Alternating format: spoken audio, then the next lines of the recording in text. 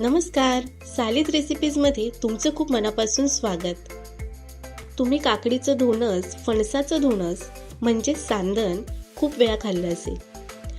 तर आज मी तुम्हाला दाखवणार आहे आंब्याचं सांदण म्हणजेच आंब्याचं धोणस. हा एक कोकणातील पारंपरिक पदार्थ आहे जो प्रत्येक घरामध्ये बनवलाच जातो आणि तेही अगदी मोजक्या साहित्यात. हे आंब्याचे सांदण जर परफेक्ट प्रमाणात बनवलं तर अगदी मऊ, लुसलुशीत आणि रवाळ तयार होतं. जणू काही मावा केकच आहे असं वाटतं. असं हे मऊ, लुसलुशीत आणि रवाळ टेक्स्चरचं आंब्याचं सांदण कसं बनवायचं ते पाहूयात. तुम्हाला पण असंच परफेक्ट आंब्याचं सांदण बनवायचं असेल तर व्हिडिओ शेवटपर्यंत नक्की बघा. 1 कप इडली रवा, 1 कप आंब्याचा गर, अर्धा कप खोवलेलं खोबरं, अर्धा कप किसलेला गूळ, अर्धा कप दूध. इथे काही ड्रायफ्रूट्स घेतलेत, 2 चमचे तूप, वेलची जायफळची पावडर आणि बेकिंग पावडर घेतली आहे. सगळ्यात पहिले कढईमध्ये आपल्याला तूप गरम करून घ्यायचं आहे. तर इथे मी 2 चमचे तूप घालून घेतले. तूप गरम झालं की यामध्ये आपल्याला घालायचं आहे इडलीचा रवा. तर इडलीच्या रव्याऐवजी तुम्ही साधा रवा वापरला तरी सुद्धा चालेल. हा इडलीचा रवा आपल्याला मीडियम फ्लेमवरती भाजून घ्यायचा आहे. रवा असा हलकासा तुपावरती भाजला की तो छान हलका होतो आणि खूप मस्त असा फुलून येतो. त्यामुळे हलकासा रंग चेंज होईपर्यंत रवा आपल्याला 4 ते 5 मिनिटं असा परतून घ्यायचा आहे. इथे मी 1 कप इडली रवा घेतला आहे, म्हणजे वजनी प्रमाणात साधारण 250 ग्रॅम इतका इडली रवा आहे. तुम्ही पाहू शकता इडलीचा रवा मस्त असा भाजून झाला आहे.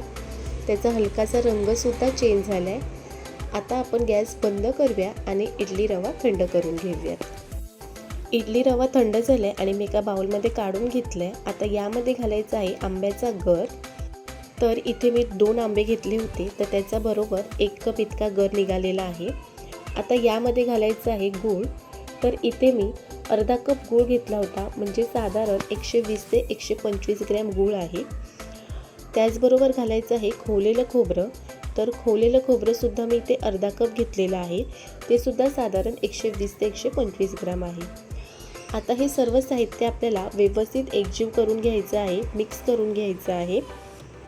तुम्हाला जर परफेक्ट प्रमाणात आंब्याचं सांदण बनवायचं असेल तर मी जे प्रमाण सांगितले ते अगदी परफेक्ट आहे. या प्रमाणामध्ये छान गोड असा आंब्याचं सांदण तयार होतं. जर तुमच्याकडे मेजरिंग कप नसेल तर तुम्ही घरातल्या कोणत्याही वाटीने हे साहित्य मोजून घेऊ शकता. साहित्य मोजायला अगदी सोपं आहे. जर तुम्ही 1 वाटी इडली रवा घेतला असेल तर त्यासाठी 1 वाटीच आंब्याचा गर घ्यायचा आहे आणि अर्धी वाटी गूळ आणि खोबरं घ्यायचं आहे. बाकीचं साहित्य तुम्ही तुमच्या आवडीनुसार कमी जास्त करू शकता. तुम्ही पाहू शकता आंब्याचं गर आणि गूळ इडली रव्यामध्ये छान एकजीव झालेला आहे. आता यामध्ये आपल्याला घालायचं आहे दूध. तर इथे दूध एकदम न घालता थोडं थोडं करून घालायचं आहे.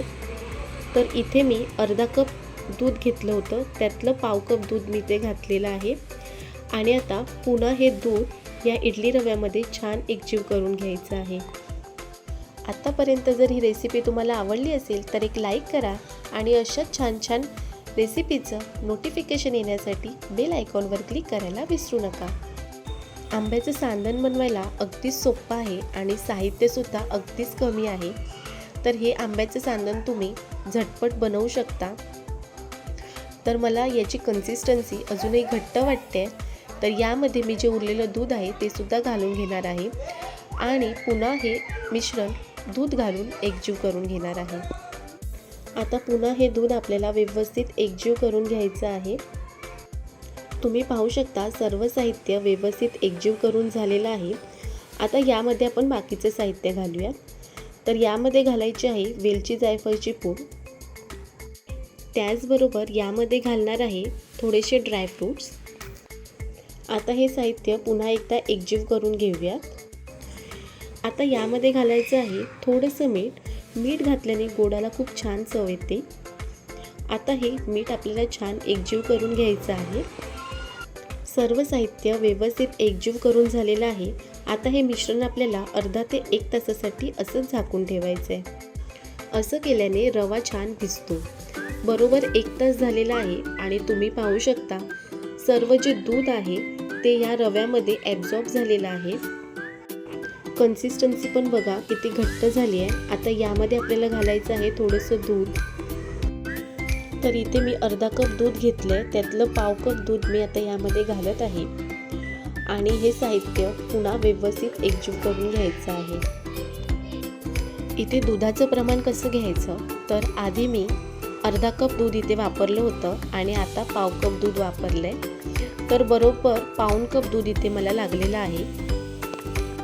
वजनी प्रमाणात सांगायचं झालं तर साधारण 175 ते 200 ml पर्यंत दूध इथे लागतं. आता यामध्ये घालायचं आहे बेकिंग पावडर. तर इथे मी अर्धा चमचा बेकिंग पावडर घातलेली आहे आणि आता ही बेकिंग पावडर आपल्याला एकाच डिरेक्शनमध्ये अशी मिक्स करून घ्यायची आहे. बेकिंग पावडर घातल्याने आंब्याचं सांडण जे आहे ते छान फुलून येतं. जर तुम्हाला बेकिंग पावडर नको असेल तर तुम्ही स्किप केली तरीसुद्धा चालेल. तुम्ही पाहू शकता सर्व साहित्य व्यवस्थित एकजीव करून झालेलं आहे. आता आपण हे बेकिंग ट्रेमध्ये काढून घेऊयात. इथे मी केक टीन घेतलं आहे आणि केक टीनला बटर पेपर लावून घेतलं आहे. आता आपल्याला हे सर्व साहित्य यामध्ये घालून घ्यायचं आहे. जर तुमच्याकडे बटर पेपर नसेल तर तुम्ही तेल किंवा तूप लावला तरीसुद्धा चालेल. आता हे मिश्रण आपल्याला व्यवस्थित पसरवून घ्यायचं आहे. मिश्रण व्यवस्थित पसरवून झालं आहे. आता आपल्याला हे मिश्रण थोडंसं टॅप करून घ्यायचं आहे जेणेकरून सर्व मिश्रण जे आहे ते व्यवस्थित पसरेल. आता यावर आपल्याला थोडेसे ड्रायफ्रूट्स घालायचे. तर इथे मी बदाम आणि काजूचे काप करून घेतले, ते घातले. तुम्हाला पाहिजे तर तुम्ही यामध्ये पिस्त्याचे सुद्धा काप करून घालू शकता. आता आपल्याला हे आंब्याचे सांडण शिजवून घ्यायचे आहे. तर इथे मी कुकर ऑलरेडी प्रीहीट करून घेतलेला आहे. आता या कुकरमध्ये एक जाळी ठेवायची आहे आणि या जाळीवरती आपल्याला केक टीन ठेवायचं आहे. आता कुकरचं झाकण बंद करून कुकरची शिट्टी काढायची आहे आणि आंब्याचं सांडण 20 ते 25 मिनटं छान शिजवून घ्यायचं आहे. 20 ते 25 मिनटं झाली आहेत. आता आपण गॅस बंद करूया आणि कुकरचं झाकण उघडून घेऊयात. तुम्ही पाहू शकता मस्त सांडण फुललेलं आहे. आता आपण सुरीच्या साहाय्याने चेक करूया. तर तुम्ही पाहू शकता सुरीसुद्धा अगदी क्लीन निघालेली आहे. आता आपण हे आंब्याचं सांडण थंड करून घेऊयात. आंब्याचं सांडण थंड झालं आहे. आता आपण ते डिमोल्ड करून घेऊया. तर सर्वात आधी त्याच्या कडा ज्या आहेत त्या सुरीने मोकळ्या करून घ्यायच्या आहेत. या साहित्यामध्ये परफेक्ट गोडीचा असं आंब्याचं सांडण बनून तयार होतं. तर तुम्ही सुद्धा ही रेसिपी नक्की ट्राय करा. केकपेक्षा भारी असं आंब्याचं सांडण बनून तयार आहे. अगदी स्पॉन्जी आणि परफेक्ट गोडीचं असं आंब्याचं सांडण बनून तयार आहे. तुम्हाला ही रेसिपी कशी वाटली ते कमेंट करून नक्की सांगा. रेसिपीला लाईक करा, शेअर करा आणि चॅनलला सबस्क्राईब करायला विसरू नका. पुन्हा भेटूया अशा स्वादिष्ट रेसिपीसोबत. तोपर्यंत खात राहा, मस्त राहा. थँक्यू.